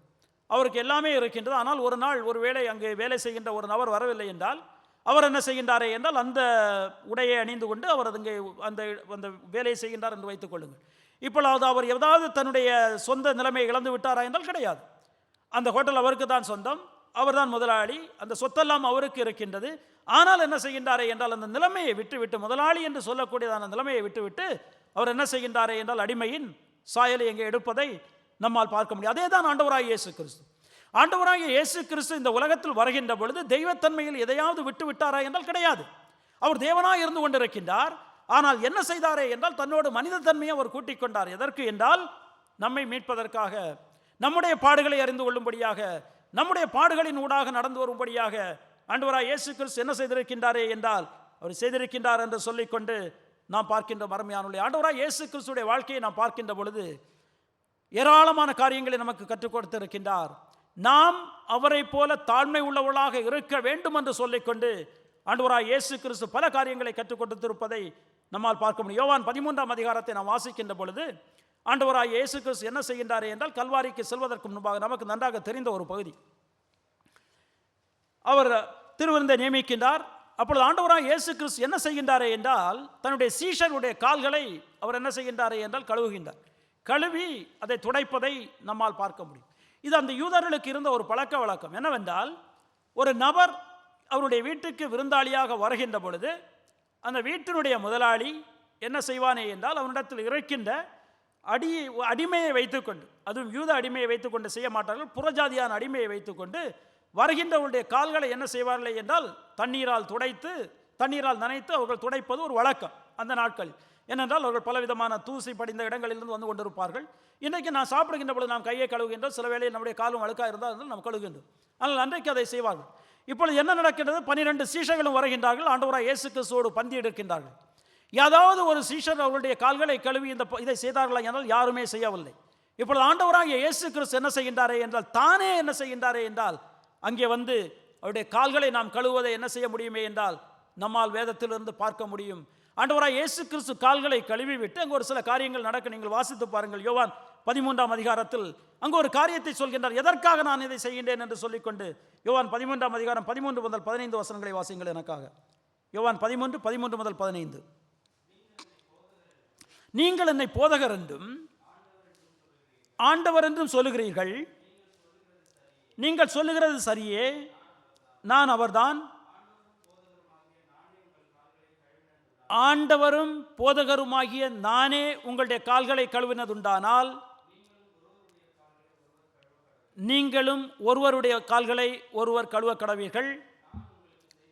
நான் உங்களுக்கு செய்தது போல நீங்களும் செய்யும்படி உங்களுக்கு மாதிரியை காண்பித்தார். ஆண்டவராய் இயேசு கிறிஸ்து என்ன செய்கின்றாரே என்றால், நீங்கள் எப்படி இருக்க வேண்டும் ஏனென்றால் அங்கே பிரச்சனை இருக்கின்றது. அவர்களுக்குள்ள என்ன பிரச்சனை என்றால், இந்த 12 பேருக்குள்ளே யார் பெரிய ஆள், யார் பெரிய ஆள் என்று சொல்லக்கூடியதான பிரச்சனை அவர்களுக்குள்ளே இருந்து கொண்டிருக்கின்றது. இப்பொழுது ஆண்டவராய் இயேசு கிறிஸ்து என்ன செய்கின்றாரே என்றால், அவருடைய கால்களை கழுவி நீங்கள் என்னை போதகர் என்று சொல்கின்றீர்கள், அது உண்மைதான். போதகராக இருக்கின்ற நானே உங்களுடைய கால்களை கழுவினதுண்டானால் நீங்கள் என்ன செய்ய வேண்டும், மற்றவருடைய கால்களை கழுவ. அப்படி என்றால் நீங்கள் அவர்களுக்கு என்ன செய்ய வேண்டும், கால்களை கழுவ வேண்டும் என்பது அதனுடைய பொருள் கிடையாது. நீங்கள் என்ன செய்ய வேண்டும் என்றால், எதை செய்ய உங்களுடைய சகோதரர்களுக்கு செய்ய வேண்டுமோ நீங்கள் செய்ய வேண்டும். நீங்கள் அவர்களை உங்களிலும் பெரியவர்களாக எண்ண வேண்டும். நாம் எப்பொழுதுமே என்ன எண்ணுவோம், நான் தான் நல்ல இடத்தில் இருக்கின்றேன், மற்றவர்கள் எல்லாம் என்னை விட கீழே இருக்கின்றார்கள், அவர்கள் தான் இதை செய்ய வேண்டும் என்று சொல்லக்கூடியதாக மனுஷனுடைய எண்ணம். ஒவ்வொரு மனுஷனும் தான் நல்ல நிலைமையில் இருக்க வேண்டும், மற்றவர்கள் எனக்கு கீழே இருக்க வேண்டும், அவர்கள் எனக்கு உதவி செய்ய வேண்டும் என்று சொல்லிக்கொண்டு எண்ணுகிறது மனுஷனுடைய நிலைமை. ஆனால் ஆண்டவராய் இயேசு கிறிஸ்து என்ன சொல்கின்றாரே என்றால், நீ எப்படி இருப்பாய் என்பது வித்தியாசம். நம்ம சில பேருக்கு நல்ல வசதிகளை கொடுத்திருக்கலாம், சில பேருக்கு நல்ல படிப்பை கொடுத்திருக்கலாம், சில பேருக்கு நல்ல விதமான சுகத்தை கொடுத்திருக்கலாம். அவர் தன்னுடைய கிருபையின் மூலமாக வேலை கொடுத்திருக்கின்றார். ஆனால் என்ன எதிர்பார்க்கின்றாரே என்றால், நாம் ஒவ்வொருவரும் மற்றவர்களை நம்மை விட எப்படி எண்ண வேண்டுமே என்றால் சிறந்தவர்களாக எண்ண வேண்டும் என்று சொல்லிக்கொண்டு நாம் பார்க்கின்றோம். அவரிடத்தில் இருந்த பிரச்சனை அதுதான். நீங்கள் மத்தேயு 20ஆம் அதிகாரத்தை வாசிக்கின்ற பொழுது 20ஆம் அதிகாரத்தில் 20வது வசனத்திலிருந்து நீங்கள் வாசிப்பீர்களே என்றால் அங்கு ஒரு நிகழ்ச்சி நடக்கும். யோவான் யாக்கோபுடைய தாயானவள் ஆண்டவராய் இயேசு கிறிஸ்துவிடத்தில் வருவாள். தாயானவள் ஆண்டவராய் இயேசு கிறிஸ்துவிடத்தில் வருகின்ற பொழுது ஆண்டவராய் இயேசு கிறிஸ்து என்ன வேண்டும் என்று கேட்பாள்.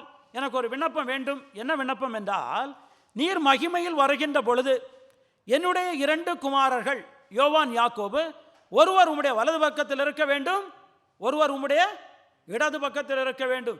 இந்த 12 பேர் இருக்கின்றார்களே, இவர்கள் என்னுடைய குமாரர்கள் தான். எங்கே இருக்க வேண்டும், எல்லாருக்கும் மேலே இருக்க வேண்டும். ஒருவன் உம்முடைய வலது பாசத்திலும் ஒருவன் உம்முடைய இடது பாசத்திலும் இருக்க வேண்டும் என்று சொல்லிக்கொண்டு யாக்கோபு யோவானுடைய தாயானவள் என்ன செய்கின்றாளே என்றால், ஆண்டவராய் இயேசு கிறிஸ்துவிடத்தில் ஒரு விண்ணப்பத்தை வைக்கின்றாள். அருமையானவர்களே, இந்த விண்ணப்பம் எல்லா தாய்மாரிடத்திலும் இருக்கின்றது, நம்மிடத்திலும் இருக்கின்றது. நம்முடைய பிள்ளைகள் நல்ல இடத்தில் இருக்க வேண்டும், அவர்கள் சிறந்த இடத்தில் இருக்க வேண்டும் என்று சொல்லக்கூடியதானது எல்லா மனுஷனத்திடம் இருக்கின்ற ஒரு ஏக்கம். இப்பொழுது ஆண்டவராய் இயேசு கிறிஸ்து என்ன செய்கின்றார், ஒரு சில காரியத்தை சொல்லிவிட்டு அங்கே ஒரு காரியத்தை சொல்லுவார். 26 முதல் 28 வசனங்களை வாசியுங்கள். மத்தேயு 20ஆம் அதிகாரம், மத்தேயு 20ஆம் அதிகாரத்தில் 26 முதல் 28 வசனங்கள். உங்களுக்குள்ளே அப்படி இருக்கலாகாது. உங்கள் எவனாகிலும் பெரியவனாய் இருக்க விரும்பினால் அவன் உங்களுக்கு பணிவிடைக்காரனாய் இருக்க கடவன். உங்கள் எவனாவது முதன்மையானவனாய் இருக்க விரும்பினால் அவன் உங்களுக்கு ஊழியக்காரனாய் இருக்க கடவன். இதுதான் அவருடைய பிள்ளைகளிடத்தில் இருக்க வேண்டியது. உங்களிடத்தில் எவனாவது மேன்மையாக இருக்க வேண்டுமே என்றால் அவன் மேன்மையை என்று சொல்லிக் கொண்டு இருக்கக்கூடாது, அவன் தாழ்மையானதை அவன் செய்ய வேண்டும். அப்படி என்றால் நாம் ஒவ்வொருவரும் நம்முடைய சகோதரர்களை விட நான் தாழ்ந்தவன் என்று எண்ண வேண்டும். நாம் ஒவ்வொருவரும் அவன்தான் இதை செய்ய வேண்டும் என்று சொல்லிக்கொண்டு நாம் எண்ணக்கூடாது. நாம் ஒவ்வொருவரும் என்ன செய்ய வேண்டுமே என்றால், நான் தான் தாழ்ந்தவன், இதை செய்ய வேண்டும் என்று சொல்லிக்கொண்டு நாம் சொல்ல வேண்டும். யோசித்து பாருங்கள் அருமையானவர்களே, இதுதான் திருச்சபையுடைய நிலைமையாக இருக்குமே என்றால், இதுதான் நம்முடைய குடும்பத்தில் நடக்குமே என்றால், அல்லது இதுதான் நம்முடைய வேலை இடத்தில் நடக்குமே என்றால் பிரச்சனை வருவதற்கு இடம் உண்டு என்றால் கிடையவே கிடையாது, இருக்க முடியாது.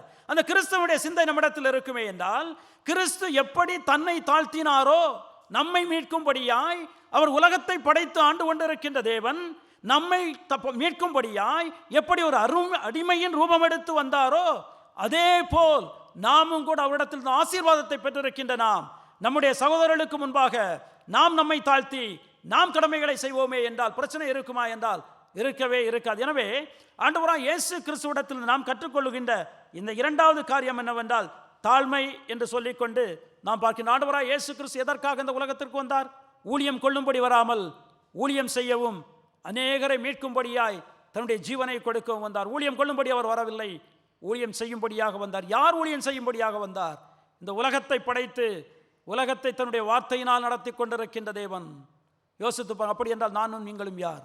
ஒன்றுமே கிடையாது. எனவே அருமையானவர்களே, நாம் தேவனிடத்திலிருந்து தன்னலமற்ற தன்மையை ஆண்டவராய் இயேசு கிறிஸ்துவிடத்திலிருந்து நாம் கற்றுக்கொள்ள வேண்டும். அது மாத்திரமல்ல, அந்த தாழ்மையை நாம் என்ன செய்ய வேண்டுமே என்றால் தேவனிடத்திலிருந்து ஆண்டவராய் இயேசு கிறிஸ்துவிடத்திலிருந்து நாம் கற்றுக்கொள்ள வேண்டும் என்று சொல்லிக்கொண்டு நாம் பார்க்கின்ற பல வசனங்கள் இருக்கின்றன. லூக்கா 22ஆம் அதிகாரத்தில் நாம் வாசிக்கின்ற பொழுது ஆண்டவராய் இயேசு கிறிஸ்து இந்த காரியத்தை குறித்து சொல்கின்ற பொழுது அங்கே இதைத்தான் அவர் சொல்லிக் கொண்டு வருவார். நீங்கள் வீட்டுக்கு சென்று வாசித்து பாருங்கள். எனவே மூன்றாவதாக, சுருக்கமாக நேரமாகிவிட்டது, நாம் ஆண்டவராய் இயேசு கிறிஸ்துவிடத்திலிருந்து அவருடைய உறுதித்தன்மையை நாம் என்ன செய்ய வேண்டுமே என்றால் நாம் கடைபிடிக்க வேண்டும் என்று சொல்லிக்கொண்டு நாம் பார்க்கின்றோம். we should follow the firmness or the steadfastness of Christ. ஆண்டவராய் இயேசு கிறிஸ்துவினுடைய உறுதித்தன்மையை நாம் என்ன செய்ய வேண்டுமே என்றால் நாம் கடைபிடிக்க வேண்டும். 8வது வசனம், அவர் மனுஷ ரூபமாய் காணப்பட்டு மரண பரியந்தம், அதாவது சிலுவையின் மரண பரியந்தமும் கீழ்ப்படிந்தவராகி தம்மை தாமே தாழ்த்தினார். ஆண்டவராய் இயேசு கிறிஸ்து எந்த அளவுக்கு தம்மை தாழ்த்தினாரே என்றார், சிலுவையின் மரணம் மாத்திரமல்ல, சிலுவையின் மரணத்திற்கு என்ன செய்திருக்கின்றாரே என்றால் தம்மை தாழ்த்தி இருக்கின்றார். பாருங்கள், நம்மை மீட்கும்படியாக அவர் மனுஷனாக வந்தார், மனுஷ சாயல் எடுத்து உலகத்திற்கு வந்தார். அவர் இந்த உலகத்தில் வந்து நாழ்ந்த நாட்களில் வேதத்தில் நம்மால் வாசிக்கின்ற பொழுது அவர் பட்ட பாடுகளுக்கு அளவு உண்டு என்றால் எந்த ஒரு அளவுமே கிடையாது. வறுமையில் வாடியிருக்கின்றார். தன்னுடைய வாழ்க்கை, தன்னுடைய பொதுவான பப்ளிக் மினிஸ்ட்ரி, அவர் பொதுவான வாழ்க்கையை ஆரம்பிக்கின்ற பொழுது மக்கள் என்ன செய்திருக்கின்றாரே, அவர்கள் எழுந்திருக்கின்றார்கள், பிசாசு பிடித்தவன் என்று சொல்லியிருக்கின்றார்கள். தன்னுடைய சகோதரர்களை இகழ்ந்திருக்கின்றார்கள். அது மாத்திரமல்ல, கல்லறிந்து அவரை கொல்ல பார்த்தார்கள். பல நேரத்தில் திட்டி இருக்கின்றார்கள், எவ்வளவோ செய்திருக்கின்றார்கள். கல்வாரிக்கு செல்கின்ற பொழுதிலும் கூட அருமையானவர்களே, முகத்தில் அவரை உமிழ்ந்திருக்கின்றார்கள், வாரினால் அடித்திருக்கின்றார்கள், எவ்வளவோ காரியங்களை செய்திருக்கின்றார்கள். இருந்தாலும் என்ன செய்தாரே என்றால் ஆண்டவராய் இயேசு கிறிஸ்து எதையாவது விட்டாரா என்றால் கிடையவே கிடையாது. தான் எந்த நோக்கத்திற்காக இந்த உலகத்திற்கு வந்தாரோ அந்த நோக்கத்தை நோக்கி பார்த்தவராய் என்ன செய்கின்றாரே என்றால் சிலுவைக்கு சொல்கின்றார். அதுவும் ஒரு யூதன் ஒரு இந்த மாதிரி சிலுவையில் கொல்கின்றது என்று தூங்குகிறது என்பது எண்ணி பார்க்க முடியாத ஒன்று. ஏனென்றால் மோசையுடைய நியாயப்பிரமாணத்தை நாம் வாசிக்கின்ற பொழுது மரத்திலே தொங்கப்பட்டவன் தேவனால் சபிக்கப்பட்டவன் என்று சொல்லிக்கொண்டு வேதம் எழுதியிருக்கின்றது. அதை அவர்களை யோசித்து பார்க்க முடியாது. ஆனால் அந்த மரணம் தான் ஆண்டவராய் இயேசு கிறிஸ்துவுக்கு. இவ்வளவு பாடுகள் இருந்த பொழுதிலும் கூட அவருடைய நோக்கமெல்லாம் எங்கே தான் இருந்தது என்றால், எதற்காக இந்த உலகத்திற்கு வந்திருக்கின்றேன், எதற்காக ஆண்டவராய் இயேசு கிறிஸ்து இந்த உலகத்திற்கு வந்திருக்கின்றாரே என்றால் நம்மை மீட்கும்படியாக கல்வாரிக்கு சென்று தன்னுடைய இரத்தத்தை சிந்தி நம்முடைய பாவங்களை ஏற்றுக்கொண்டு நமக்காக அவர் மரிக்க வேண்டும். அதுதான் அவருடைய நோக்கம். அது மாத்திரமல்ல, நியாயப்பிரமாணத்துக்கு கீழ்ப்படிந்து எந்த ஒரு பாவம் செய்யாமல் இந்த உலகத்தில் வாழ வேண்டும். இதுதான் ஆண்டவராய் இயேசு கிறிஸ்து இந்த உலகத்திற்கு வந்த நோக்கம். ஏனென்றால் இதை செய்தால்தான் நமக்கு மீட்பு. எனவே நம்மை மீட்கும்படியாக ஆண்டவராய் இயேசு கிறிஸ்து இந்த உலகத்திற்கு வந்திருக்கின்றார். இந்த உலகத்துக்கு வருகின்ற பொழுது அவருக்கு எவ்வளவோ பிரச்சனைகள், எவ்வளவோ பாடுகள், எவ்வளவோ துன்பங்கள், எவ்வளவோ கொடுத்தார்கள். ஆனால் அவைகளையெல்லாம் அவர் பொருட்டாக கருதினாரா என்றால் கருதவே கிடையாது. என்னுடைய பிதாவினுடைய சித்தத்தை நான் செய்ய வந்திருக்கின்றேன், என்னுடைய போஜனமும் என்னுடைய தண்ணீரும் என்னவென்றால் என்னுடைய பிதாவினுடைய சித்தத்தை செய்கின்றது. எனவே அவருடைய நோக்கமெல்லாம் எங்கே இருந்தது என்றால் தேவனுடைய சித்தத்தை செய்கின்றதாக இருந்தது. அருமையானவர்களே, அதுதான் நம்முடைய வாழ்க்கையுமாக இருக்க வேண்டும். நம்முடைய நோக்கமும் எதாக இருக்க வேண்டுமே என்றால் தேவன் நமக்கு கொடுத்திருக்கின்ற பாதையில் அவருடைய சித்தத்தை நாம் செய்வதாக இருக்க வேண்டும். நாம் எதை தேவன் நமக்கு கட்டளை கொடுத்திருக்கின்றாரோ அந்த கட்டளையின்படி நாம் வாழ்கின்றவர்களாக இருக்க வேண்டும். நம்முடைய வாழ்க்கையில் பிரச்சனைகள் உண்டா? ஏராளமான பிரச்சனைகள் உண்டு. நம்முடைய குடும்பத்தில் பிரச்சனை இருக்கலாம், நம்முடைய வேலை செய்கின்ற இடத்தில் பிரச்சனை இருக்கலாம், சபையில் பிரச்சனை இருக்கலாம், சமுதாயத்தில் பிரச்சனை இருக்கலாம். பிரச்சனை இல்லை என்று சொல்லக்கூடிய யாருமே இந்த உலகத்தில் கிடையாது. நமக்கு எவ்வளவோ பிரச்சனைகள் இருக்கின்றன. ஆனால் பிரச்சனைகள் மத்தியிலும் நாம் யாரை நோக்கி பார்த்து வாழ வேண்டுமே என்றால் ஆண்டவராய் இயேசு கிறிஸ்துவை நாம் நோக்கி பார்த்து நாம் வாழ வேண்டும். அவர் நமக்கு ஒரு உதாரணமாக அதை செய்து கொண்டு அவர் சென்றிருக்கின்றார். வேதத்தில் பல உதாரணங்களை நம்மால் பார்க்க முடியும். ஒரு உதாரணத்தை நான் உங்களுக்கு காண்பிக்கின்றேன். நியாயாதிபதிகளின் புஸ்தகம் 11ஆம் அதிகாரத்தை நாம் வாசிக்கின்ற பொழுது அங்கே எப்தா என்று சொல்லக்கூடியதான ஒரு நபரை நம்மால் பார்க்க முடியும். அவன் இருந்த நியாயாதிபதிகளில் ஒரு நியாயாதிபதி. இவன் என்ன செய்கின்றானே என்றால், அங்கு அம்மோன் புத்திரர் அவனுக்கு அந்த நாட்டுக்கு பிரச்சனை உடைக்கின்றார்கள். எனவே மக்கள் வந்து இவனை அழைக்கின்றார்கள், நீர் வந்து எங்களை காப்பாற்ற வேண்டும் என்று சொல்லிக்கொண்டு இப்பொழுது அவன் ஒரு பொருத்தனை செய்கின்றான். அவன் என்ன பொருத்தனை செய்கின்றானே என்றால், தேவனிடத்தில் பொருத்தனை செய்கின்றான். நான் அம்மோன் புத்திரருக்கு எதிராக சென்று அவர்களை நான் வெல்வதற்கு தேவ நீர் எனக்கு கிருபை கொடுப்பீரே என்றால், நான் திரும்பி வருகின்ற பொழுது என்னுடைய வீட்டிலிருந்து எது எனக்கு முதலாக எதிர்கொண்டு வருகின்றதோ அதை நான் என்ன செய்வேனே என்றால், உமக்கு சர்வாங்க தகன பலியாக கொடுப்பேன் என்று சொல்லிவிட்டு எப்தா என்ன செய்கின்றானே என்றால், அவன் ஒரு பொருத்தனை செய்கின்றான். இப்பொழுது படைக்கு சொல்கின்றான். அம்மோன் புத்திரருக்கு எதிராக போர் செய்கின்றான். அம்மோன் புத்திரரை தேவன் என்ன செய்கின்றாரே என்றால் எப்தாவிடத்தில் கொடுக்கின்றார். எப்தாவிடத்தில் கொடுத்து விட்டு எப்தா என்ன செய்கின்றானே என்றால் வெற்றி சிறந்தவனாய் திரும்ப வருகின்றான். திரும்ப என்ன செய்கின்றானே என்றால் தன்னுடைய வீட்டுக்கு வருகின்றான். தன்னுக்கு வீட்டுக்கு வருகின்ற பொழுது அவனுக்கு எதிர்கொண்டு வருகின்றது யார் என்றால், அவனுக்கு இருக்கின்ற ஒரே ஒரு மகள். அவனுக்கு ஒரே ஒரு மகள் தான் இருக்கின்றாள். அந்த மகள் என்ன செய்கின்றாளே என்றால் தனக்கு எதிர்கொண்டு வருகின்றாள். அவனுடைய இருதயம் எவ்வளவு துடித்திருக்கும் என்று யோசித்து பாருங்கள் அருமையானவர்களே. ஆனால் அவன் என்ன செய்கின்றானே என்றால், தேவனிடத்தில் நான் பொருத்தனை பண்ணிவிட்டேன், அந்த பொருத்தனையை நான் என்ன செய்ய முடியாது, நான் மாற்ற முடியாது, மறைக்க முடியாது என்று சொல்லிக்கொண்டு அவன் என்ன பொருத்தனை பண்ணினானோ அதை செய்கின்றான். அவன் பலி கொடுத்தானா என்பது வேறு, அதை நாம் இப்பொழுது பேச வேண்டாம். ஆனால் அவன் என்ன செய்கின்றானே என்றால் தன்னுடைய பொருத்தனையிலிருந்து மாறினானா என்றால் அவன் மாறவில்லை என்று சொல்லிக்கொண்டு நாம் பார்க்கின்றோம். அருமையானவர்களே, இதுதான் நம்முடைய வாழ்க்கையாக இருக்க வேண்டும். இந்த உலகத்தில் நாம் வாழ்ந்து கொண்டிருக்கின்ற நமக்கு நிச்சயமாக பிரச்சனைகள் உண்டு. நாம் 2 தீமோத்தேயு 3ஆம் அதிகாரத்தை வாசிப்போமே என்றால் 12வது வசனத்தை வாசிக்கின்ற பொழுது 2 தீமோத்தேயு 3ஆம் அதிகாரத்தினுடைய 12வது வசனத்தை வாசிப்போமே என்றால், தேவ பக்தியாய் நடக்கின்ற யாவரும் துன்பப்படுவார்கள் என்று சொல்லிக்கொண்டு வேதம் சொல்கின்றது. நாம் உண்மையில் தேவனுடைய வசனத்தின்படி அவருடைய கட்டளைகளின்படி இந்த உலகத்தில் நாம் நடப்போமே என்றால் நாம் நிச்சயமாக துன்பப்படுவோம். நம்மை பார்த்து பரியாசம் பண்ணுகின்ற மக்கள் ஏராளமான மக்கள் இருப்பார்கள். பிழைக்க தெரியாதவன் என்று சொல்வார்கள். இப்படி நமக்கு ஏராளமான பிரச்சனைகள் இந்த உலகத்தில் வரும் நாம் உண்மையாய் நடக்கின்ற பொழுது. அது மாத்திரமல்ல, பிசாசானவன் என்ன செய்கின்றான், யாரை விழுங்கலாம் என்று சொல்லிக்கொண்டு வகை தேடிக்கொண்டு இருக்கின்றான். எனவே தேவனுடைய பிள்ளைகளுக்கு பிரச்சனை வருமா என்றால் ஏராளமான பிரச்சனைகள் வரும். நம்முடைய வாழ்க்கையில் பிரச்சனை வரும், குடும்பத்தில் பிரச்சனைகள் வரும், வேலையில் பிரச்சனை வரும், பல இடத்திலும் பிரச்சனைகள் வரும். ஆனால் அந்த பிரச்சனைகளின் ஊடாக கூட நாம் என்ன செய்ய வேண்டுமே என்றால், தேவன் நமக்கு கொடுத்திருக்கின்ற அந்த பெரிய கிருபையை நாம் நோக்கி பார்த்து, நாம் அவரையே நோக்கி பார்த்து என்ன செய்ய வேண்டுமே என்றால் நாம் வாழ வேண்டும். நாம் துவண்டு போகக்கூடாது. ஆண்டவராய் இயேசு கிறிஸ்து உலகத்தில் எதை நிறைவேற்ற வந்தாரோ அதை நிறைவேற்றுகின்ற வரைக்கும் ஏதாவது மற்றதை சிந்தித்து தனக்கு அந்த பிரச்சனைகள் மத்தியில் துவண்டு போனாரா என்றால் கிடையவே கிடையாது. சிலுவையின் மரண பரியந்தமும் தன்னை என்ன செய்திருக்கின்றாரே என்றால் தாழ்த்தி இருக்கின்றார். எனவே அவருடைய பிள்ளைகளாக இருக்கின்ற நாமும் கூட அருமையானவர்களே, இந்த உலகத்தில் நாம் வாழ்கின்ற பொழுது எந்த விதமான பிரச்சனைகள் வந்தாலும் கூட பல மக்கள் நம்மை தூற்றுவார்கள். பல மக்கள் நமக்கு பிரச்சனை வருகின்ற பொழுது கேவலமாக நகைப்பார்கள், பலவிதமான காரியங்களை செய்வார்கள். என்ன செய்தாலும் சரி, நமக்கு நாம் யாரை பார்த்து ஓடிக்கொண்டிருக்கின்றோம் என்றால் ஆண்டவராய் இயேசு கிறிஸ்துவை குறித்து ஓடிக்கொண்டிருக்கின்றோம். அவர் நமக்கு வைத்திருக்கின்ற பரம பொருளுக்காக நாம் ஒவ்வொருவரும் ஓடிக்கொண்டிருக்கின்றோம். நாம் ஒவ்வொருவருக்கும் இந்த வாழ்க்கையில் இருக்கின்ற ஓட்டங்கள் வேறு.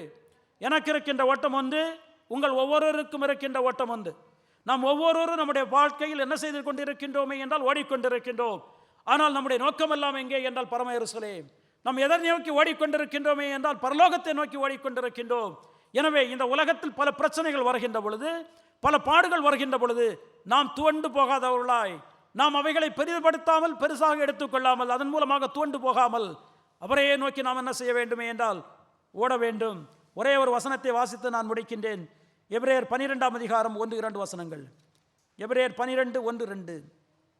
ஆகையால் மேகம் போன்ற இத்தனை திரளான சாட்சிகள் நம்மை சூழ்ந்து கொண்டிருக்க, பாரமான யாவற்றையும் நம்மை சுற்றி நெருங்கி நிற்கிற பாவத்தையும் தள்ளிவிட்டு விசுவாசத்தை துவக்குகிறவரும் முடிக்கிறவருமாய் இருக்கிற கிறிஸ்துவை நோக்கி நமக்கு நியமித்திருக்கிற ஓட்டத்தில் பொறுமையோடையே ஓடக்கடவோம். நம் ஒவ்வொருவருக்கும் ஒரு ஓட்டம் இருக்கின்றது. அதில் எந்த பிரச்சனைகள் எந்த காரியங்கள் வந்தாலும் 11ஆம் அதிகாரத்தில் ஏராளமான மக்களை குறித்து அவர் பேசிக்கொண்டு வருவார். அவர்கள் எப்படி வாழ்ந்தார்கள் என்று சொல்லிக்கொண்டு நம்முடைய வாழ்க்கையிலும் எந்த பிரச்சனைகள் வந்தாலும் அவைகளை தள்ளிவிட்டு ஆண்டவராய் இயேசு கிறிஸ்துவை நினைத்து அதற்கு நேராக நம்முடைய ஓட்டத்தை விடுவோம். ஏனென்றால் 2வது வசனம், அவர் தமக்கு முன் வைத்திருந்த சந்தோஷத்தின் பொருட்டு, ஆண்டவராய் இயேசு கிறிஸ்து தமக்கு முன் வைத்திருந்த சந்தோஷத்தின் பொருட்டு அவமானத்தை எண்ணாமல் சிலுவையை சகித்து தேவனுடைய சிங்காசனத்தின் வலது பாசத்தில் வீற்றிருக்கின்றார். எப்படி ஆண்டவராய் இயேசு கிறிஸ்து செய்தார் தன்னுடைய வாழ்க்கையில்? எவ்வளவு அவமானம் வந்த பொழுதிலும் கூட அவைகளை எல்லாம் சகித்து என்ன செய்தார் என்றால் சிலுவையின் மரணம் வரைக்கும் அவர் சென்றார். எதற்காக என்றால் தனக்கு முன்பாக இருந்த சந்தோஷத்தின் பொருட்டு. என்ன சந்தோஷம்? உங்களையும் என்னையும் மீட்கின்ற சந்தோஷம். ஏசாயா 53ஆம் அதிகாரத்தை வாசித்து பாருங்கள். உங்களையும் என்னை மீட்கின்ற சந்தோஷம் தான் அவருக்கு. அதன் பொருட்டு எல்லாவற்றையும் தள்ளிவிட்டு என்ன செய்கின்றார் என்றால் சிலுவை வரைக்கும் தன்னை தாழ்த்தி இருக்கின்றார். அதுதான் நாமும் செய்ய வேண்டியது. நம்முடைய வாழ்க்கையில் ஓடிக்கொண்டிருக்கின்றோம். எந்த பிரச்சனை வந்தாலும் அதை வேளை தள்ளிவிட்டு நம்முடைய ஓட்டத்தை என்ன செய்வோம் என்றால் வெற்றிகரமாக முடிப்பதற்கு தேவன் கிருபை கொடுக்க வேண்டும். அருமையானவர்களே, எனவே 3 காரியங்களை இதிலிருந்து நாம் பார்த்திருக்கின்றோம். ஆண்டவராய் இயேசு கிறிஸ்துவிடத்திலிருந்து நாம் கற்றுக்கொள்கின்ற காரியங்கள் என்ன? அவருடைய மாதிரியை நாம் பின்பற்றுவோம் என்றால் என்ன செய்ய வேண்டும்? அந்த சுயநலமற்ற தன்மை நம்மிடத்தில் இருக்க வேண்டும். எப்படி ஆண்டவராய் இயேசு கிறிஸ்து தன்னலமற்றவராய் இருந்தாரோ அதே போல் நாமும் என்ன செய்ய வேண்டுமே என்றால் தன்னலமற்றவர்களாக இருக்க வேண்டும். அப்படி என்றால் மற்றவருடைய காரியங்களை நாம் எண்ணி பார்த்து அவர்களுக்கும் நாம் செய்ய வேண்டியதை நாம் செய்ய வேண்டும். நம்மை மாத்திரம் யோசித்துக் கொண்டிருக்கக்கூடாது. அவர் தாழ்மை உள்ளவராக இருந்தார். அதே போல் நாமும் என்ன செய்ய வேண்டுமே என்றால் நாமும் மனத்தாழ்மை உள்ளவர்களாக இருக்க வேண்டும். அப்படி என்றால் மற்றவர்களை நம்மிலும் சிறப்பாக எண்ணி அவர்களுக்கு என்ன செய்ய வேண்டுமோ அதை நான் செய்ய வேண்டும். நான் பெரியவன் என்று சொல்லிக்கொண்டு ஒரு காலத்திலும் எண்ணக்கூடாது. அது மாத்திரமல்ல, நம் கடைசி வரைக்கும் நம்முடைய உயிர் மூச்சு இருக்கின்ற வரைக்கும் உறுதி உள்ளவர்களாக என்ன செய்ய வேண்டுமே என்றால் இருக்க வேண்டும். பிரச்சனைகள் வருகின்ற பொழுதிலும் கூட உறுதி உள்ளவர்களாக இருக்க வேண்டும்.